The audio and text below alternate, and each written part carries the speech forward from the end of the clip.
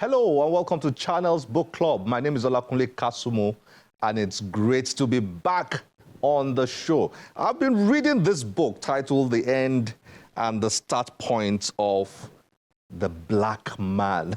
Now that's an intriguing title, The End and the Start Point of the Black Man. Maybe you're like me, you've always wondered, what is the issue with the black man? That's a topic a lot of us discuss all the time, and people ask, are we genetically challenged? Are we historically challenged, spiritually challenged, and all sorts of things? But nah, you need to read this book, The End and the Start Point of the Black Man. It's a fascinating read. Although I just started reading it now. It's written by Michael A. Abiodun. Michael A. Abiodun is a gentleman. You'll be seeing him very soon on this show.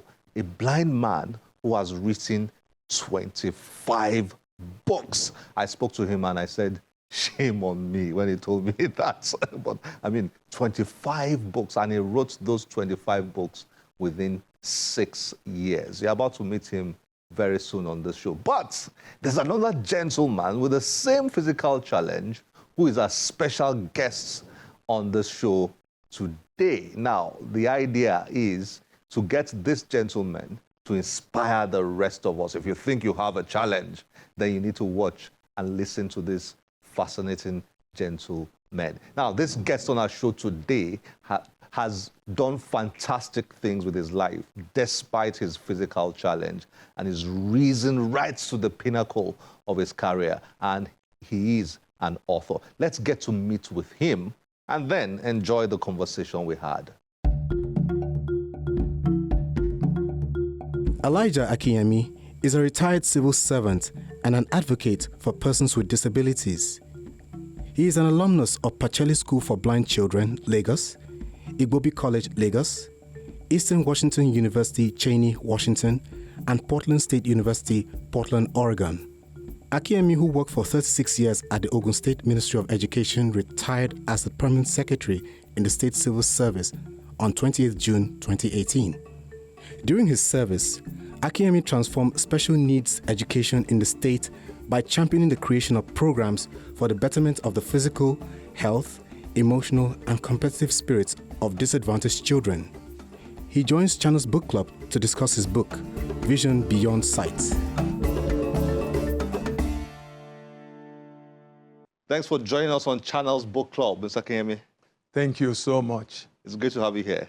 I really appreciate the opportunity. Great. I mean, it's exciting to meet you. It's actually an honor. Going through your story, it's a very remarkable story. We talk about heroes, the need for heroes in Nigeria. I think you are one of the heroes of this country. That is quite appreciative. Thank you, sir. Vision Beyond Sight. Even that title alone says it all.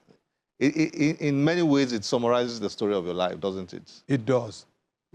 Because people feel that sightless people cannot do much and they're not part of society. But I proved it that with vision, which is in the inner self, one can get to the top of anything he strives for. Incredible.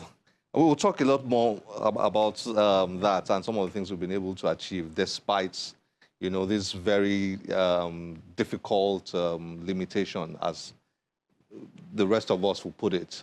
Now, your story started when you were age 2, according to your autobiography.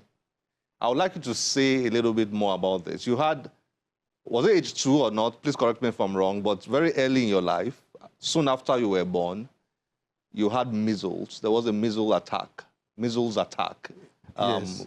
in your environment, and that affected you, and that took away your sight. Can you speak a little bit more about this experience, and then use that as a basis for introducing this book to the viewers out there? Yes, I should really thank my stars and my parents for the concern they had for me and the belief they had despite my loss of sight at the age of 2 due to measles. Why I should thank my stars is that many children died, and many also got deformed, whereby they did not get the kind of assistance which I got. But then, when every hope was seemed to be lost, there came in a man, Bangba Yawu, who was a traditional healer in those days, moving from one village to another, practicing his trade. He introduced me to the Pacheli school, and my parents could not believe that. How would a child that cannot see go to school when they themselves, even with their eyes, unfortunately they were illiterate, but they could not believe. They just thought, maybe it was a ploy to get me, their child, away from them to be killed, and they were not, too welcoming about the idea initially. But later they bought the idea through the Ikeja General Hospital, and I was taken to Pacheli, from where the story began. Wow, incredible story. Can you tell, I mean, a lot of people are watching and listening right now, and I'm sure many are curious. Let's introduce this book, this your autobiography, Vision Beyond Sight, to them. Whoever picks up this book, what is he likely to find in here? What have you written in this book? Yes, Vision Beyond Sight is actually an account that encourages parents and guardians of people with disabilities themselves, and even government, teachers, administrators, the general public, on the need for inclusion of all and sundry.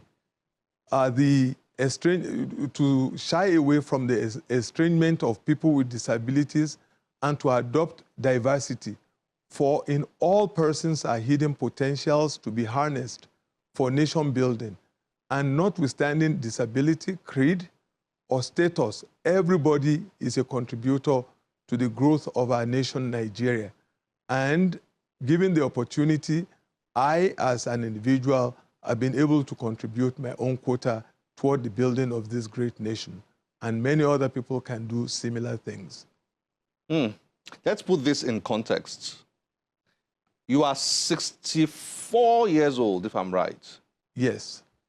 So, for 62 years, you've had the challenge of not having the ability to see. Yeah, you put it correctly for me.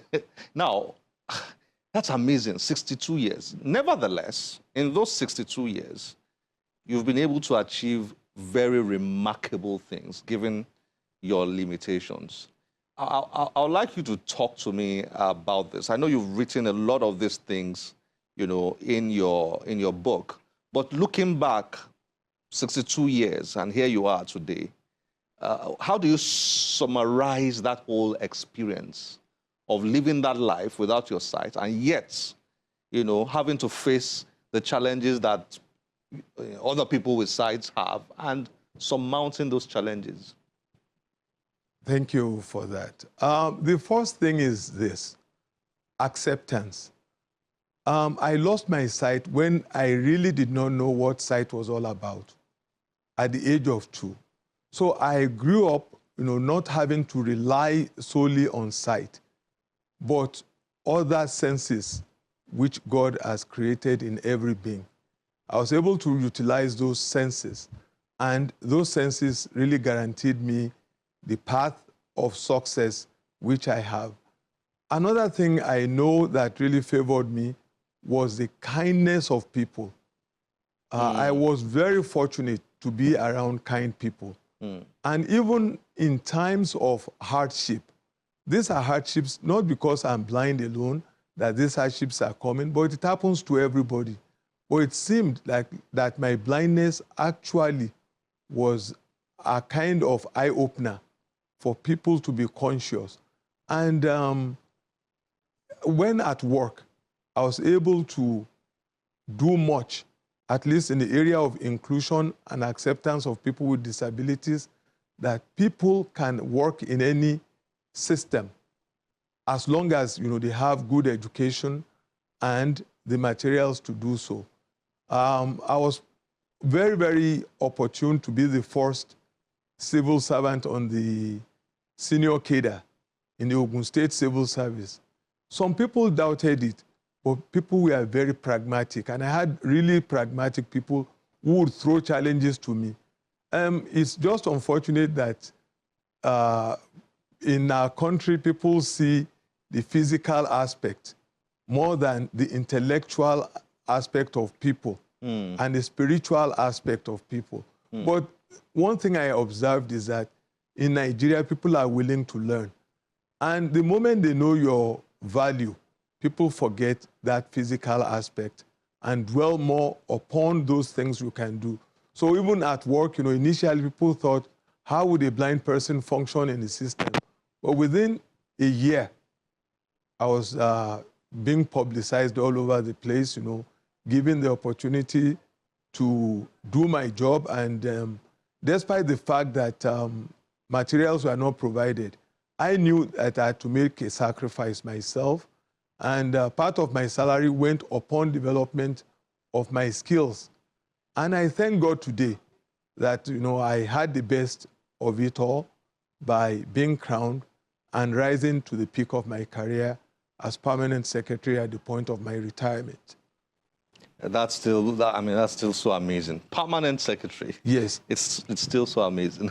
Now, you are the first blind author that I'll ever interview. I've never interviewed anybody like you, and you can then imagine my appreciation and my fascination when I laid hands on your book.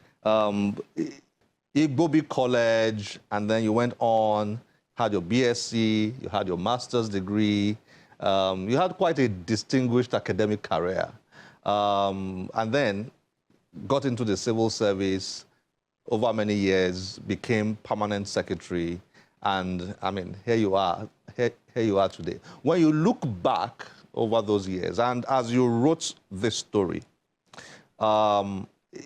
if you were to sit in front of 1,000 young people, given your experiences, given the memories that came to your mind as you wrote this book, what is that one thing you will leave with them? The thing I would leave with them is that parents are the greatest custodians of children. If my parents had killed me, I would not be where I am today. And it's unfortunate that many parents in our country are still locking up their children. Some are maiming them, some are calling children with disabilities witches and wizards. But one thing I cannot forget is my community, Bali Akinyemi village, my parents, and all the teachers that came in at the time of my need. So they built a hedge of support around you. Exactly. Incredible. Wow, it's been an honor speaking with you, and I really wish everybody out there will pick up a copy of this book because it is so inspiring. Your life is so inspiring, and you poured it into this few pages, 214 pages. Wow, thank you very much for joining us on Channels Book Club. I thank you so much for the opportunity, and I quite appreciate it for your inclusiveness, and wish many more opportunities like this for other people with disabilities. It will always be an honor. Thank you very much. Thank you so much.